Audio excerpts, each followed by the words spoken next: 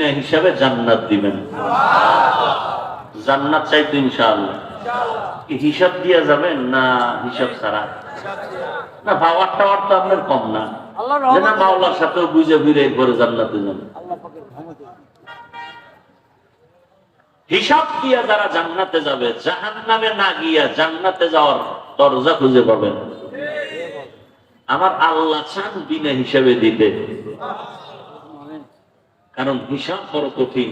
হিসাব যদি ধরে, নবীজি বলেন 500 বছর আগে ধনী লোকের 500 বছর আগে একটা গরিব জান্নাতে চলে যান। ধনীর দেরি কেন? মাল কামাইছে কেমনি আর খরচ করছে কেমনি, এটি হিসাব দিতে দিতে দফা ঠান্ডা।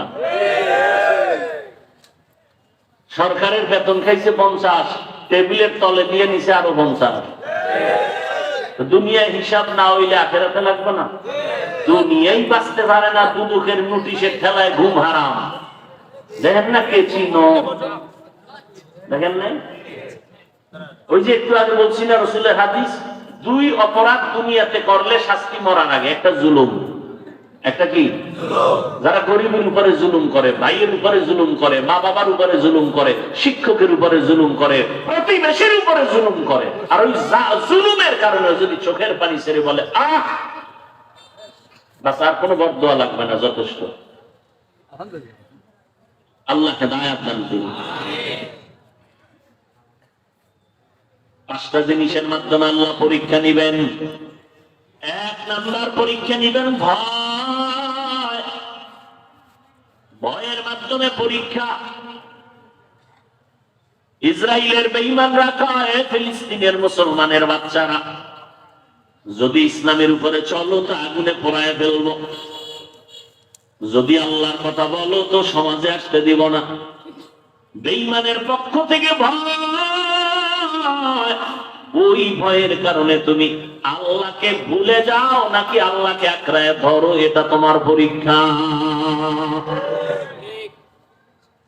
এটা হলো বান্দার পক্ষ থেকে ভয়, আর একটা হলো আল্লাহর পক্ষ থেকে ভয়। বান্দা ভয় দেখায় তোমার জেলখানায় ঢুকাবে, আল্লাহর ভয় হলো যদি গুনাহ করো জাহান্নামে যেতে হবে। এখন আল্লাহর ভয় অন্তরে জমা করে গুনাহ ছাড়ো নাকি গুনাহ করো, এটাই হবে তোমার পরীক্ষা। মিনাল খাউফ, সংক্ষেপে বলি 2 নাম্বার হলো ক্ষুধা। ক্ষুধা দিয়ে আল্লাহ পরীক্ষা নেবেন। পেটের মধ্যে ক্ষুধা আছে, খানা নাই, ক্ষুধার্ত গুলা। হালকা ক্ষুধা লাগলে, একটু অভাবে পড়লে দৌড়ায় গ্রামীণ ব্যাংকে একটু সুদের টাকা লোন উঠাইতে হবে, না হয় উপায় নাই। আছে না নেই? সাহাবায়ে কেরামদের মধ্যে গরিব ছিল না কেউ? কঠিন গরিব। আরে আমার রসুলের তো তুলনাই নাই, তারপরে রসুল না খেয়ে পেটে কি বাঁচছেন? পাথর বাঁচছেন। মুমিন তো ওই ব্যক্তি হবে যে না খাইয়া মরে যাব, তারপরেও আমি হারামের কাছেও যাব না। ক্ষুধার দ্বারা আল্লাহ পরীক্ষা নিবেন। এখানে ক্ষুধার দ্বারা উদ্দেশ্য নিছেন ইমাম শাফিঈ রাহমাতুল্লাহ আলাইহি রোজা। ও বান্দা, রোজার মাধ্যমে আল্লাহ পরীক্ষা নিবেন। রাত দিনটা বড় দীর্ঘ টাইম না খাইয়া থাকা রোজা। অনেক কুলাঙ্গারের বাচ্চারা আমার দেশে বসে বসে বলছে চায়ের দোকানে, আমার ঘরে কি ভাতের অভাব, আমি রোজা রাখবো কেন? এরকম কুলাঙ্গার নাই? আমরা কি ভাতের অভাবে রোজা রাখছি? আরে রোজার আইন তো হিন্দুরাও রোজা রাখে, খ্রিস্টানেরাও রোজা রাখে, ইহুদিরাও রোজা রাখে, বৌদ্ধরাও রোজা রাখে। পৃথিবীর সব ধর্মের রোজার নিয়ম আছে, নাম আলাদা, সিস্টেম আলাদা। সমস্ত ধর্মের মধ্যে না খাওয়ার সাধনা, আর আমরা কই রোজা। তবে না খাওয়ার সাধনা আমাদেরটা না, আমাদের না খাওয়ার মাধ্যমে আল্লাহ পাওয়ার সাধনা। কোন কোন ধর্মের আইন এমন আছে যে না খাইয়া থাকতে থাকতে যদি বড় বিনা হিসাবে স্বর্গে যাবে। না খাওয়ার সাধনা। নির্লজ্জ বেহায়া বলে আমার কি ভাতের অভাব, আমি রোজা রাখবো কেন? অথচ নামাজ, হজ, যাকাত, তেলাওয়াতের পুরস্কারের তুলনায় রোজার পুরস্কার আলাদা। রোজা দামি এক সম্পদ, এ বিষয়ে তো আলাদা বয়ান আপনারা উলামায়ে কেরামদের জবানে শুনছেন। হায় হায় হায়, ক্ষুধার মাধ্যমে আল্লাহ পরীক্ষা নিবেন। 3 নাম্বার, সম্পদের ঘাটতি। সম্পদের, এখানে ইমাম শাফিঈ রাহমাতুল্লাহ আলাইহি বলছেন সম্পদের ঘাটতি মানে যাকাত। কিয়ামতের আগে ধনীরা যাকাত দেওয়াটাকে জরিমানা মনে করবে।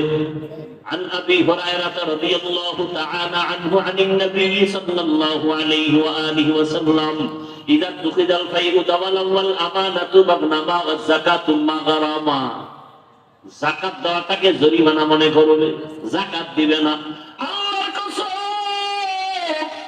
আমার দেশে ধনীরা যদি পাই করে হিসাব করে যাকাত দেয়, আমার দেশে কোনো দারিদ্র থাকবে না। যাকাত দেওয়াটার জরিমানা মনে করে, বড় কঠিন। আল্লাহকে এমনি দিবি না, হেমনে যাবে, যাইতেছে। আল্লাহ আমাদের হেদায়েত দান করুন। যাকাতের মাধ্যমে আল্লাহ পরীক্ষা নেবেন সম্পদের ঘাটতি। আল্লাহ তাআলা 4 নম্বর বলেন জীবনের ঘাটতি, জানের ঘাটতি। ধনী মালের মাধ্যমে তুমি আল্লাহর পরীক্ষা দাও।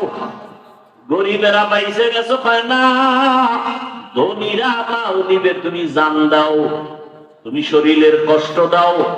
ধনীরা টাকা দিয়া বলছে কোরআনের মাহফিল সাজাও, কিন্তু আমি এখানে এসে পাশ ঘাটতে পারবো না। গরিবেরা তোমরা টাকা দিতে পারো না, তোমরা শ্রম দিয়া একটু সময় দাও, পাশ গাড়ো, মাইকিং করো, মানুষের জমা করো। ওই ধনী যা পাবে, গরিব তুমি জানের কষ্ট করে তা পেয়ে যাবে। জানের কোরবানি। হজের মধ্যে যাও, মালও আছে, জানের কোরবানি। নামাজের মধ্যে যাও, জানের কোরবানি। বদনি ইবাদত, শরীর আল্লাহর রাস্তায় কোরবানি করে দাও। আল্লাহর মহব্বতে সময় বিলাও রে বান্দা, মা বাবার খেদমতে সময় লাগাও।